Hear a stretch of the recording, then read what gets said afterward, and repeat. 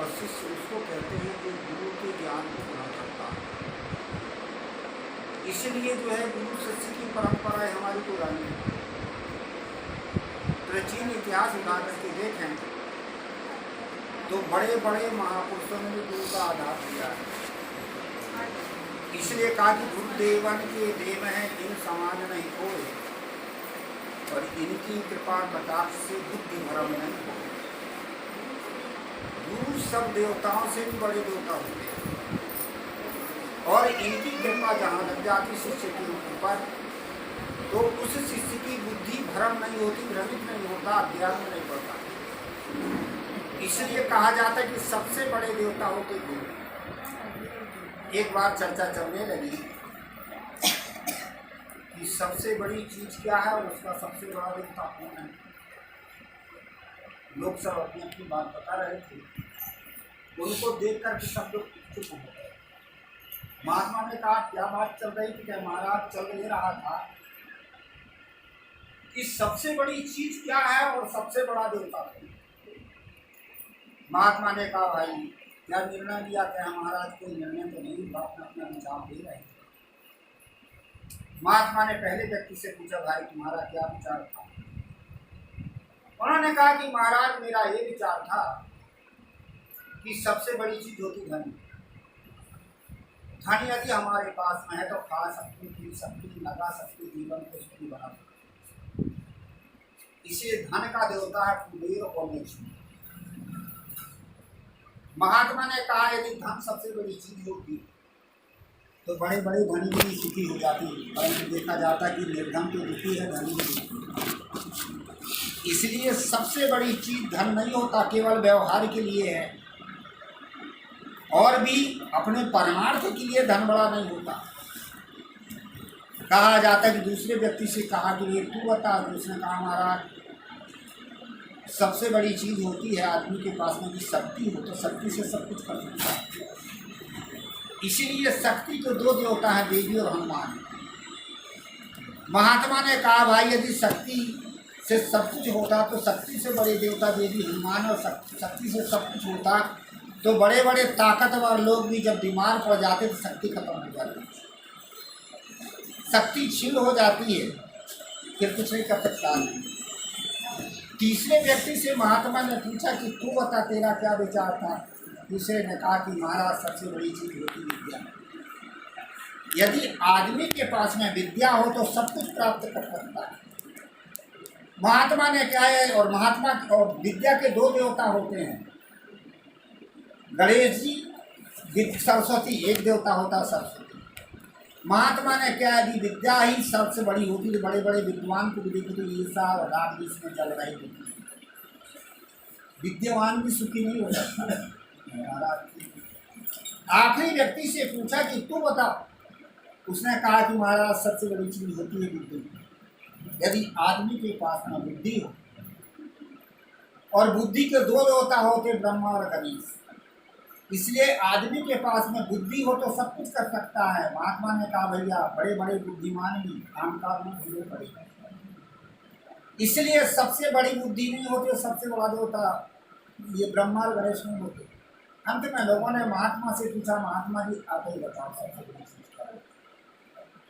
महात्मा ने कहा सबसे बड़ी चीज होती सदाचार, और सदाचार के देवता होते सदगुरु। आदमी के पास सब कुछ हो जाए और सदाचार ना हो, सदगुरु ना हो तो सब बेकार।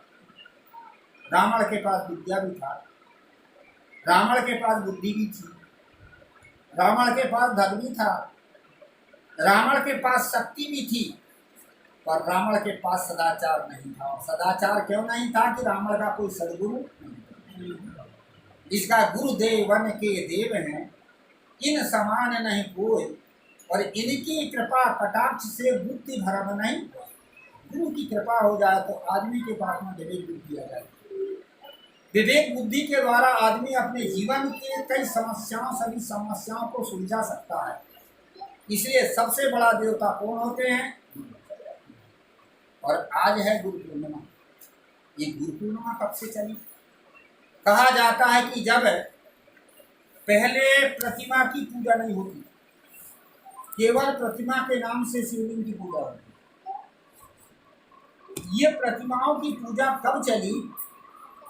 जब हमारे बौद्ध और जैन लोग अपने तीर्थंकरों की पूजा मूर्ति बनाने लगे बड़ी बड़ी, और उनके मंदिरों में जब बड़ी भीड़ होने लगी तो हिंदू लोग भी अपने देवी देवताओं की मूर्ति बनाने लगे और इनके मंदिर में भी भीड़ होने लगी।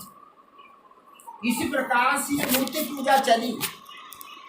हिंदू भी मूर्ति पूजा पूजने लगे और अन्य लोग भी मूर्तियों की पूजा करने लगे। अब आदमी की पूजा कब से शुरू हुई?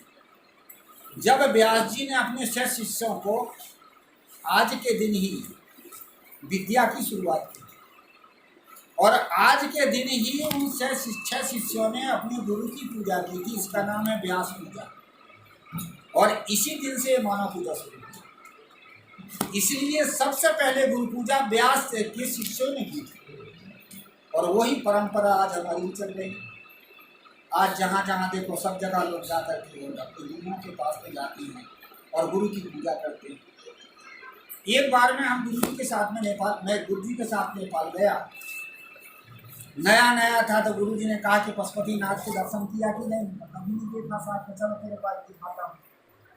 मैं और परीक्षक साहब रहे, एक संत और थे, और ये गुरु पूर्णिमा के दिन उस दिन क्या हुआ था कि फट है और है ब्रह्मा जी, शंकर जी के गुरु का नाम था दक्षिणामूर्ति, और आज भी वहाँ दक्षिणामूर्ति का छोटा सा मंदिर है।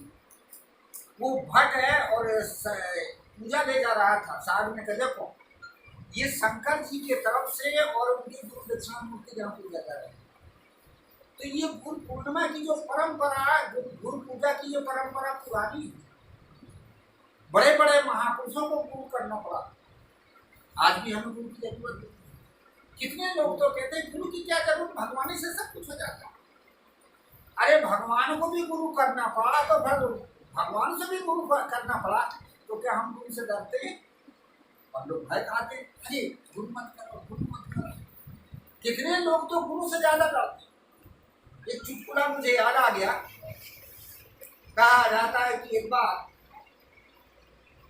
एक व्यक्ति ने दुकान कर लिया। जब दुकान कर लिया, पहले ज्यादा उम्र हो गई, नौकरी की, रिटायर्ड हो गया, चलो वही दुकान ही करें। तो दुकान कर लिया तो हुआ कि उसी दिन एक महात्मा जी आ गए गाँव में। उसने अपनी पत्नी से कहा सुनो बाजार जा रही हो? क्या? हाँ। क्या एक काम करो कि महात्मा जी आए हैं और एक काम करना कि एक नारियल ले आना और फिर प्रसाद और अगरबत्ती ले आना। पत्नी ने कहा क्या करोगे प्रसाद को, अगरबत्ती को, नारियल को? क्या है कि महात्मा जी आए हम गुरु करना। उस पत्नी ने कहा कि बूढ़े हो गए, गुरु की क्या जरूरत है? अभी तक तो गुरु नहीं किए। उस व्यक्ति ने कहा सुनो गुरु की कोई जरूरत तो नहीं थी, पर अब जरूरत दुकान कर दी। कैसे? कि अब दुकान कर लिया हूँ और जब ग्राहक आएंगे तो खोटा माल दूंगा, सच्चा माल का वहाँ पर उदाहरण देना पड़ेगा। दुहाई तो कसम खाना पड़ेगा। अब तेरी कसम खाऊंगा तो तू मर जाएगी, लड़का की कसम खाऊंगा तो लड़का मर जाएगा, माँ बाप की कसम खाऊंगा तो माँ बाप मर जाएंगे। से कसम खाने की लोग मिलता है। कितने लोग तो ऐसे होते हैं उपचारिक रूप से गुरु कर लेते। गुरु की जरूरत होती ज्ञान के लिए। हमारे जीवन में जब कोई समस्याएं नहीं सुलझती हैं, उन समस्याओं को सुलझाने के लिए गुरुजनों का आधार लेना। देखो राजा जनक कितने बड़े विद्वान थे, परंतु अपने जीवन की समस्या सुलझाने के लिए उन्हें याज्ञवल्क्य आदि बड़े बड़े विद्वानों के पास जाना पड़ता था, धर्म सभा रखते थे। और जो भी कठिनाइयां आती थी उस कठिनाइयों का समाधान वो गुरुजनों से हुआ। इसलिए आज में हमें व्यवहारिक जीवन में कई प्रकार की कठिनाइयां आती हैं, और उन कठिनाइयों का समाधान गुरु संतों से मिलता, अच्छे महापुरुषों से मिलता। इसलिए गुरु की जरूरत है। ज्ञान बड़े गुरुदेव हैं, मति बुद्धि बड़े महन, और शब्द विवेकी पारखी, सब संतों को सब ऐसा विश्वास। इसलिए कहा जाता है कि गुरु हमें ज्ञान देते हैं, बोध देते हैं, और गुरु के पास इतना सरल तरीका होता है, कठिन से कठिन समस्या, कठोर आदमी को भी ऐसा उदाहरण दे करके उसे सही बना लेते हैं। उदाहरण पुराणों का कहा जाता है कि कयादु कौन थी? हिरण्यकश्यप की पत्नी थी, अर्थात राक्षसी थी। ये राक्षस कहीं अलग नहीं होते, मनुष्य में ही जब आसुरी प्रवृत्ति आ जाती तो मनुष्य बनता राक्षस। इसलिए वो मनुष्य थी पर उसकी आसुरी प्रवृत्ति थी, राक्षसी प्रवृत्ति थी, पूर्ण कठोर प्रवृत्ति थी। कहा जाता कि नारद जी उसको हर करके इंद्र हर करके ले जा रहा था। नारद ने देखा कि जो है ये किसी महिला को ये व्यक्ति उठा के कहाँ ले जा रहा है। जब पास में देखे तो इंद्र था। इंद्र से कहा, ए भाई इंद्र, तू क्या कर रहा है? महिला तो रक्षा करने योग्य होती है, तू उसको कहाँ ले जा रहा है? महाराज, इसके गर्भ में बच्चा है और इस बच्चे को मैं मारूंगा ले जाकर। क्या क्यों मारेगा? क्या इसलिए कि राक्षस का बच्चा राक्षस से निकलेगा और राक्षसी धर्म फैलाएगा, इसलिए धर्म की संस्थापना के लिए मैं इसको ले जाऊंगा और इसके पेट के बच्चा को मारूंगा। नारद ने कहा, किसी के मारने से कुछ नहीं होता, धर्म की संस्थापना नहीं होती। आदमी के हृदय के भाव को बदल दे, उसको दिमाग को बदल दे। तू बदल सकता क्या? नहीं बदल सकता। मेरे को कहा जाते कुछ कयाधु को नारद ने ले लिया। अब देखिए नारद किस प्रकार से उस कठोर कयाधु को ज्ञान दे रहे हैं। गुरु के पास में दो कला होती है, एक होता ज्ञान और दूसरा वह ज्ञान किसके अंदर कैसे प्रवेश करना, ये कला होती है। ले जाकर के उस कयाधु से कहते, बेटा कयाधु, आत्मा सबके भीतर में है, परमात्मा सबके भीतर में है, इसलिए किसी भी प्राणी को दुख नहीं देना चाहिए। ये आज से तुम मेरे मंत्र को धारण करो, किसी प्राणी की हिंसा मत करो, सब पर दया करो, प्रेम करो। कयाधु ने कहा, महाराज मैंने भगवान ने देखी ना, जीव देखी ना, परमात्मा देखी ना, आत्मा देखी, कैसे मान? आज का आदमी यही कहता। नारद ने समझ लिया कि इसके भीतर में घोर तमोगुण है, तामस की वृत्ति, इसकी बुद्धि मोटी, इसलिए इसको ज्ञान नहीं हो पा रहा। तो देख किस युक्ति से वो ज्ञान देती। उन्होंने कहा, बेटा ये सामने किस चीज का झाड़ लगा कर? महाराज मेहंदी का। मेहंदी के एक पत्ता, एक मुट्ठी पत्ता नोच के ला। जब उसने पत्ता लाई मेहंदी की, नारद ने कहा, बेटा ये मेहंदी के पत्तों का रंग कैसे है? क्या गुरु जी हरा।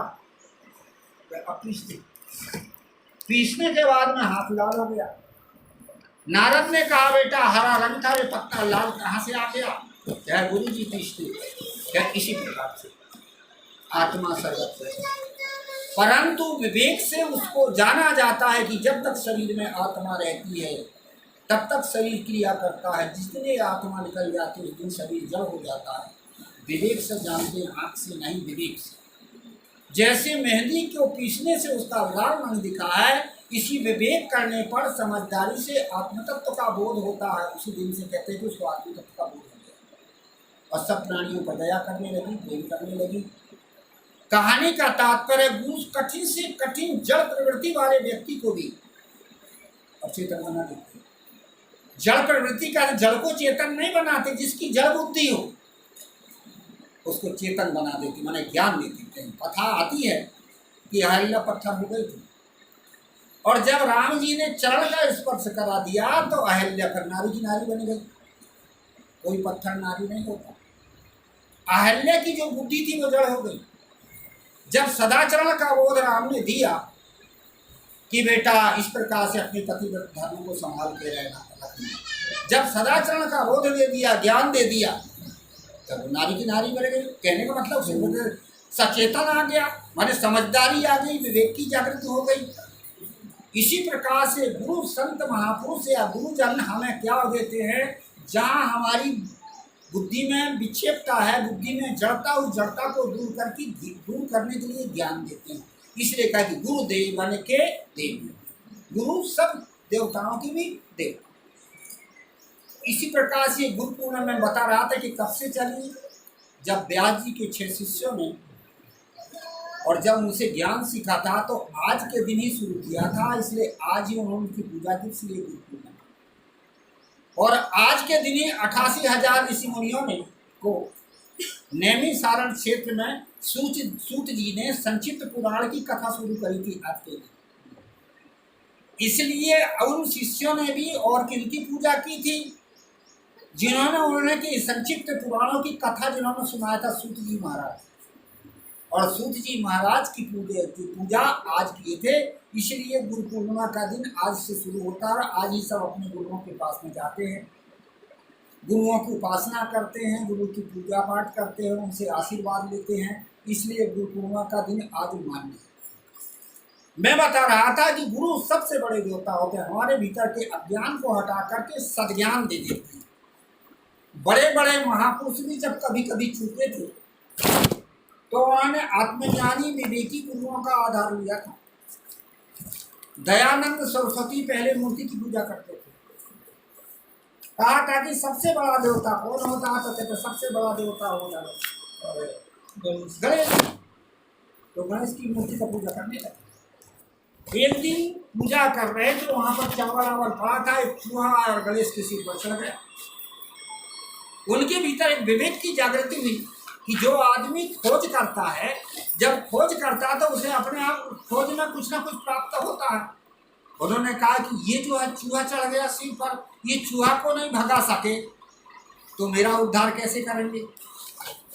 शंका और लोगों से पूछते थे कि मेरा उद्धार कैसे होगा, वास्तविक किसका आधार में जब उद्धार होगा। तो लोगों ने कहा कि गुरु का आधार है। या कैसे गुरु करूँ, तो तत्व ज्ञानी गुरु करो तो आपको ज्ञान दे। तब वो ब्रजानंद के शरण में गए और ब्रजानंद ने उन्हें पर तत्व का बोध दिया। इसलिए पहले पहले जो भी महापुरुष होते थे वो खोजी करते थे और खोज करके वास्तविक गुरु का तलाश करते थे और गुरु उन्हें फिर वास्तविक ज्ञान देते थे। उससे सब कुछ से लोगों का उद्धार करते। बहुत सारी ऐसी कथाएं आती हैं जो जड़ प्रवृत्ति के आदमी हैं और उनको भी यदि महापुरुष मिल गए, गुरु मिल गए, तो गुरु के द्वारा वो एक महापुरुष बन गए। जैसे वाल्मीकि का उदाहरण आता है, अंगुलीमाल का उदाहरण आता है। इसी प्रकार से हमें व्यवहारिक जीवन के लिए, पारमार्थिक जीवन के लिए, आध्यात्मिक जीवन के लिए और हमें गुरुजनों का आधार की जरूरत है। जब गुरु हमें ज्ञान देते हैं, शिक्षा देते हैं, तो हमें अध्यात्म का, परमार्थ और व्यवहार का बोध होता है। उपनिषद में कथा आती कि जब और राजा जनक को स्वप्न आ गया और स्वप्न में वो गरीब हो गए और जब स्वप्न टूटा तो धनी की धनी हो गए और स्वप्न में उनको बहुत दुख हुआ और जागृत हुआ तो सुखी की सुखी रह गए। शंका हो गई कि जागृत सत्य की, स्वप्न सत्य, दुख सत्य की, सुख सत्य, धनी पना सत्य की, गरीबी पना सत्य। और इसके समाधान के लिए उन्होंने याज्ञवल्क्य से प्रश्न किया। याज्ञवल्क्य ने क्या उत्तर दिया, क्या सुनो राजा जनक, जागृत में भी तुम थे और स्वप्न में भी तुम थे, धनी पना में भी तुम हो और गरीबी पना में भी तुम हो, दुख में भी तुम हो और सुख में भी तुम हो, इसलिए तुम सत्य और ये सब सारा असत्य। उसी दिन से उनको ज्ञान हो गई संसार में जितनी भी परिस्थिति समस्या आती हैं ये सब असत्य हैं और मैं सत्य। ऐसा जानकर के वो परिस्थिति में नहीं जूझने लगे, शांत सुखी, जब भी दुख आए, परेशानियां आए, सबको झेल करके अपने आप में शांत रहते, इसलिए उनको विदेही कहा गया। कहानी का मतलब है कि गुरु के द्वारा हमें ज्ञान मिलता, परमार्थ का ज्ञान मिलता, अध्यात्म का ज्ञान मिलता है, व्यवहार का ज्ञान मिलता है। और गुरु कैसे होते हैं, पूरी माँ के समान की साथ बता गए।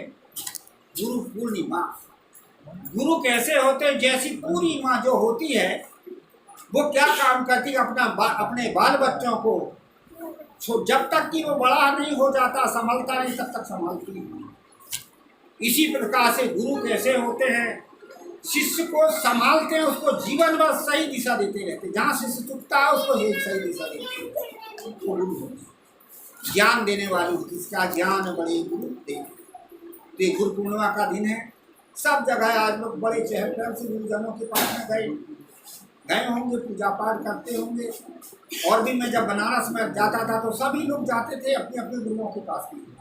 आज ये हमारी कथा है, इसलिए गुरु पूर्णिमा का दिन है। और गुरु ऐसे देवता होते हैं, कैसे होते हैं, कहा जाता है कि पारस है तो केवल लोहा को सोना बनाती है, तो परंतु वो सोना पारस नहीं बना पाती।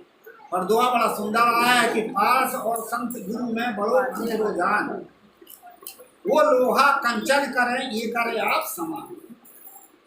पारस तो केवल लोहा को सोना ही बनाती है, परंतु गुरु तो अपने समान ही बना देता, हमारे पास से बना देता।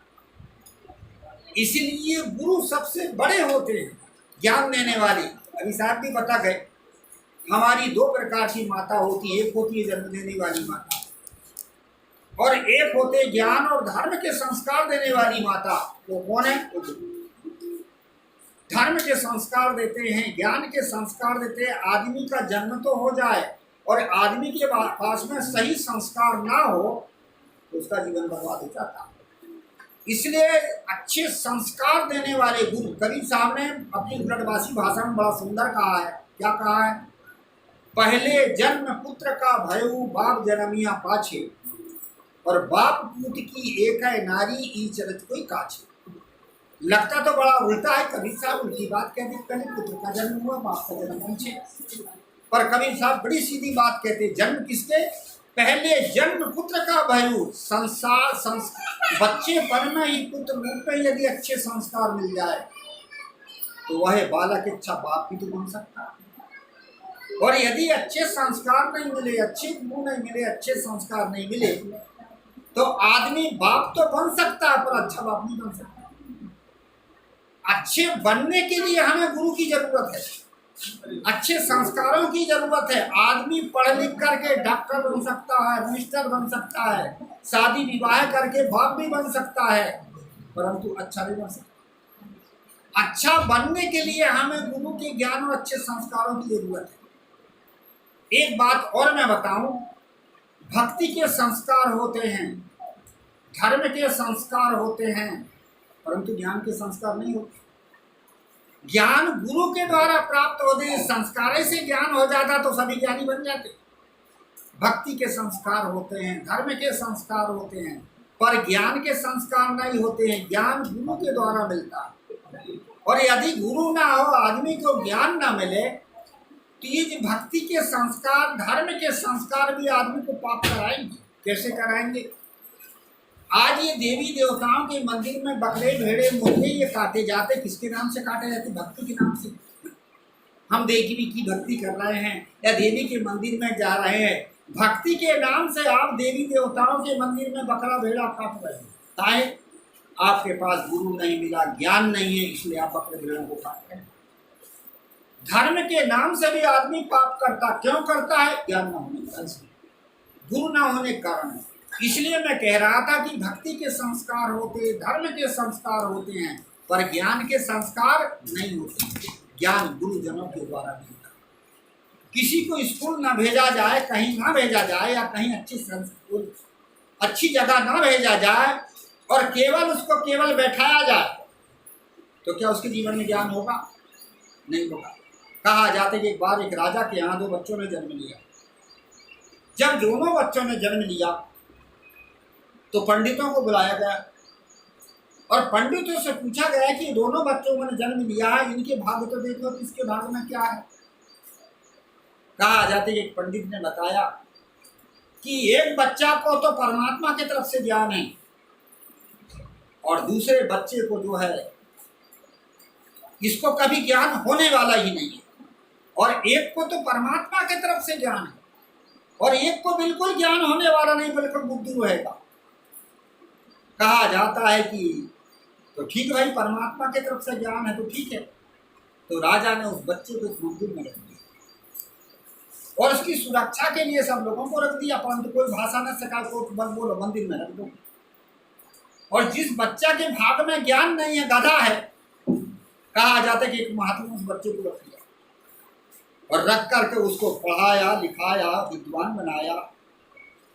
और जब 7-8 साल का वो बच्चा हो गया और जो देवताओं के मंदिर में जो रखा था कि देवताओं की तरफ से उसके भाग में ज्ञान है, देवताओं की तरफ से ज्ञान है, तो उस बच्चे को कुछ पढ़ाया गया ना, लिखाया गया ना, कोई भाषा सिखाई गई, बस उसे भोजन कराया जाता था। और जब 8 वर्ष के बाद में दोनों बच्चों को लाया गया और कहा कि अब इन बच्चों को देखो तो भला, देवताओं की तरफ से ज्ञान वाला कितना विद्वान हुआ और जिसको बिल्कुल ज्ञान नहीं था महात्मा ने ले गए थे, इसका कितना हुआ। तो कहा जाता है कि महात्मा वाले बच्चे को जब बात पूछी गई तो उसने बहुत सी वेद की, शास्त्र की, पुराण की बहुत सारी बात बताई। जिसको कहा ये गधा, इसके भाग में ज्ञान नहीं है। और जिसको देवताओं की तरफ से ज्ञान वाले को भी लाया गया, तो लाया गया तो जो महात्मा के पास में जिसने ज्ञान सीखा तो बहुत सारे धर्म की बात बताई, और वो देवताओं के बारे से पूछा कि कुछ बता, सो सो सो सो फट फट फट सो सो सो सो फट फट फट फट कर, क्योंकि उसको कोई भाषा का ज्ञान ही नहीं दिया गया, केवल वो आवाज सुनकर वही आत्मा। कहानी का तात्पर्य है कि भाग्य में ज्ञान नहीं होता है, ज्ञान और संस्कार होती है गुरुजनों के द्वारा, मानव के द्वारा, गुरुजनों के द्वारा हमें संस्कार मिलते हैं।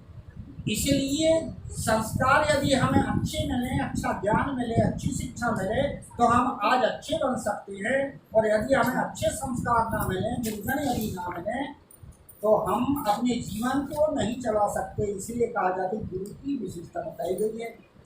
तो आज गुरु पूर्णिमा का दिन है, बस गुरु पूर्णिमा पर्व में हम सब इकट्ठे हुए, आप सभी को शुभकामना देते हुए मैं वाणी को विराम दूँ।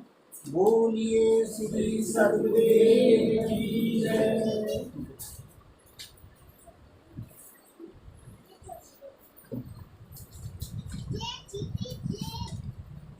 वाणी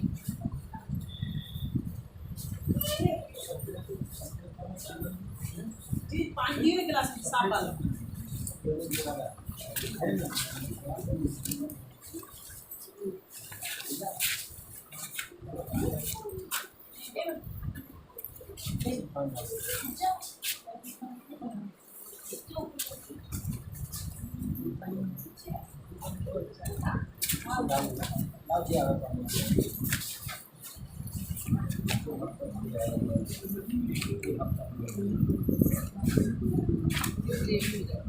इसी में डाल दे।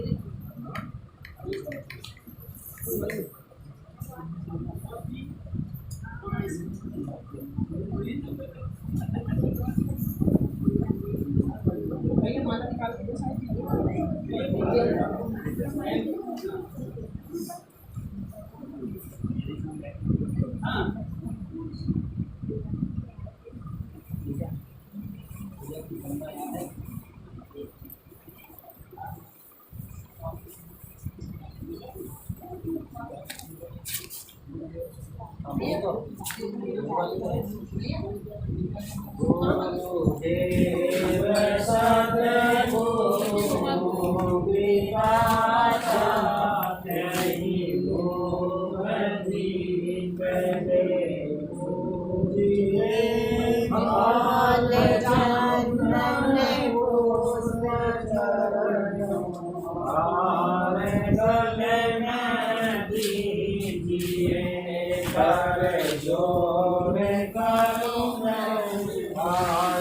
से